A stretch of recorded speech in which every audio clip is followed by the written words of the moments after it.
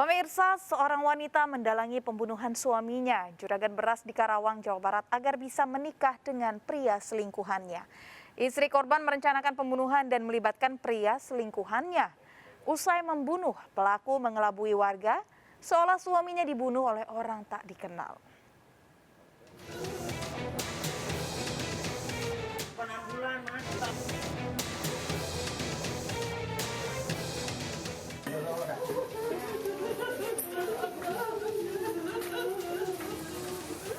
Jelang tengah malam, warga Tambak Sumur, Tirtajaya, Karawang dikejutkan dengan teriakan Nona dari dalam rumahnya. Nona mengaku Ota suaminya dibunuh orang tak dikenal. Ota, seorang juragan beras, ditemukan tewas di dalam kamar. Dari hasil penyelidikan polisi di rumah korban diduga pelaku keluar masuk melalui jendela. Sementara hasil otopsi, Ota tewas karena pukulan benda tumpul di bagian leher. Mertua Ota datang ke rumah menantunya setelah mendapat kabar dari warga. Kepala ini kuping udah kering getihnya. Ada luka-luka di bagian badan tubuh? Melihat luka ada ini Di leher? Iya. Terus di mana lagi, Pak? Udah pengetahuan saya udah. Hasil penyelidikan polisi saat terjadi pembunuhan, korban hanya bersama Nona istrinya dan tak ada kerusakan di pintu. Kami melihat di sekitar TKP atau di rumah itu melihat bahwa jendela belakang itu terbuka. Artinya diduga kuat pelaku masuk dari jendela belakang. Kemudian kami mencari alibi-alibi lain dengan menanyakan kepada istri korban. Kami sempat curiga dengan Hasil pemeriksaan intensif di kantor polisi, ternyata Nonah bersandiwara. Nonah ditangkap dan dibawa ke kantor polisi setelah keterangan yang diberikan sebagai saksi selalu berubah-ubah. istri korban mengakui bahwa dia terlibat dalam pembunuhan suaminya yang dibantu oleh atau dilakukan oleh tersangka inisial AN. Jadi pada hari Jumat itu istri korban menghubungi tersangka AN yang menyampaikan bahwa suaminya sudah ada di rumah. Itu sekitar sore hari. Nonah akhirnya mengakui membunuh suaminya bersama Ato, pria selingkuhannya. Di handphone Nonah ditemukan percakapan dengan Ato tentang rencana pembunuhan. Dalam percakapan telepon, tersangka AN mengatakan bila nanti malam ada yang mengetuk jendela belakang agar dibuka karena itu aku, maksudnya aku itu tersangka AN. Jumat sekitar pukul 23.00 WIB, istri korban mendengar ketukan di jendela belakang.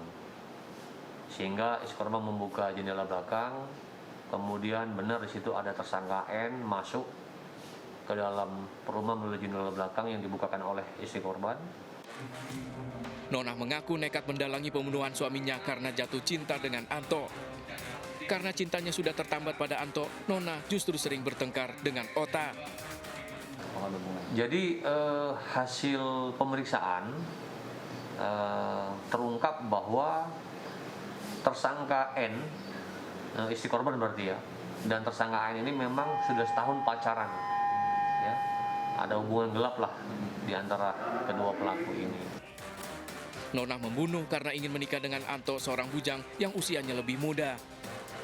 Jadi laki-laki ini atau tersangka N ini sempat menjanjikan kepada tersangka N, istri korban, apabila nanti si korban meninggal dunia, mereka akan menikah. Jadi Menikah. apa ada motif lain? Apa mungkin istrinya udah nggak cinta atau sama suami? Hasil pemeriksaan hubungan korban dengan tersangka N, yaitu istrinya, harmonis saja. Anto membunuh Ota merencanakannya bersama Nonah. Dalam setahun pacaran itu mereka sudah merencanakan 2 kali pembunuhan terhadap korban. Nah, baru berhasil membunuh pada tanggal 21 Januari itu. Sejak tahun lalu, Nonah istri Ota menjalin hubungan asmara dengan Anto seorang bujangan. Hubungan Nonah dan Ota suaminya merenggang. Anto berjanji menikahi Nonah jika Ota meninggal. Nonah dan Anto kemudian merencanakan pembunuhan dengan cara diracun namun gagal, sehingga rencana pembunuhan kedua kalinya terjadi saat Ota di rumah. 21 Januari, Nonah memberitahu Anto suaminya berada di rumah. Pukul 22.30, Anto sudah berada di luar rumah menunggu kabar dari Nonah. Saat Ota sudah tidur, Nonah memberi kode pada Anto membukakan jendela. Anto masuk melalui jendela ke kamar Ota. Anto membunuh Ota saat tertidur, Nonah membantu mengawasi. Usai membunuh, Anto keluar lewat jendela berbeda. Nonah merekayasa pembunuhan yang didalangi berteriak meminta tolong pada warga sekitar. Tersangka bakal terancam hukuman seumur hidup dijerat pasal pembunuhan berencana dengan barang bukti penumbuk padi serta 3 unit handphone.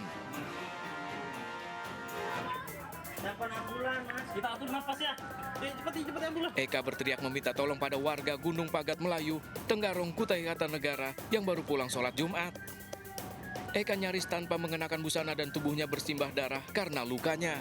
Selain Eka, Kartolo, saudara sepupunya, juga ditemukan warga di dalam rumah dalam kondisi kritis akibat luka. Eka dianiaya Pamuji suaminya karena kepergok berhubungan intim dengan Kartolo.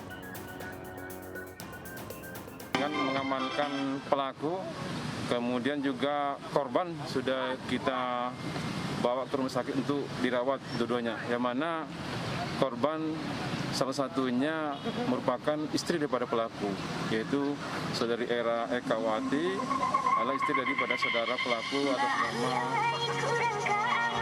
Andi Pamuji.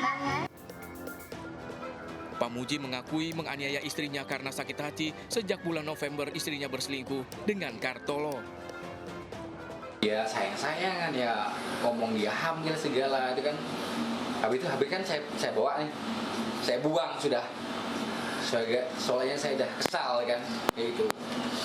Habis itu kami pulang dari sama-sama nih, dari Kubar mau pulang kiri sama-sama, soalnya mau merayakan tahun baru soal juga gitu kan. Jadi aku udah susun rencana gini, kan HP-nya hilang nih. Aku ngomong sama bini gitu, Dek, aku punya orang pintar nih di Jonggon, bilang gitu kan. Pamuji awalnya menyangkal kedekatan Eka dan Kartolo karena sebagai saudara. Namun Pamuji kemudian menemukan barang bukti perselingkuhan di HP istrinya. Saya tahu dia tuh berhubungan, istilahnya bener-bener tahu di HP ya. Waktu dia mau mandi, HP itu diletakkan. Pas kebetulan ada chat masuk gitu kan. Saya lihati di situ. Ya sayang-sayangan ya, ngomong dia hamil segala itu kan. Habis itu HP kan saya bawa nih, saya buang sudah. Pamuji kemudian menjebak untuk membuktikan perselingkuhan Eka dan Kartolo. Nah, bini gitu, Dek, aku punya orang pintar nih di Jonggon, bilang gitu kan. Nah saya mau ke Jonggon tuh pura-pura aja, soalnya kan HP dah sama saya nih. Nah istri saya itu mau laporan ke kantor polisi di polsek sini gitu kan. Orang yang keluar akhirnya keluar juga gitu. Tapi aku keluar enggak, langsung ke Jonggon enggak, mutar istilahnya mutar jalan kan, balik lagi ke rumah lihat belakang gitu kan. Balik rumah lihat belakang, habis itu kan pintu yang belakang itu enggak dikunci, cuma digeser gitu aja kan. Saya masuk, habis itu naik ke plafon gitu. Bulan November, Pamuji curiga karena Eka istrinya selalu menyembunyikan HP-nya.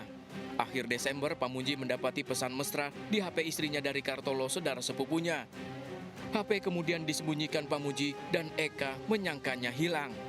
Pamuji merekayasa cerita dan pergi ke seorang dukun di desa tetangga untuk menanyakan HP yang hilang. Namun Pamuji hanya memutar dan masuk ke rumahnya lewat pintu belakang.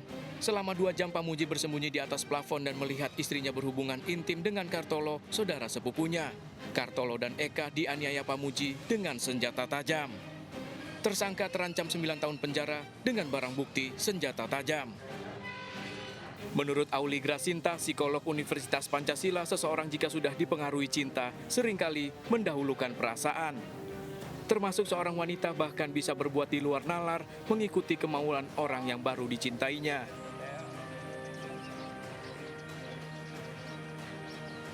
Kalau pria itu walaupun dia terbutakan oleh cinta gitu ya, tetapi biasanya fokusnya itu masih lebih kepada hal yang sifatnya rasional, dalam artian biasanya dia masih tetap bisa menggunakan rasionalitasnya untuk mengambil keputusan. Nah, berbeda dengan perempuan. Nah, karena perempuan itu biasanya memang ketika dia jatuh cinta itu emosinya itu terbawa ya, emosinya itu terlibat secara keseluruhan yang akhirnya membuat dia tidak bisa berpikir dengan rasional dan akhirnya mengambil keputusan-keputusan yang mungkin tidak rasional begitu.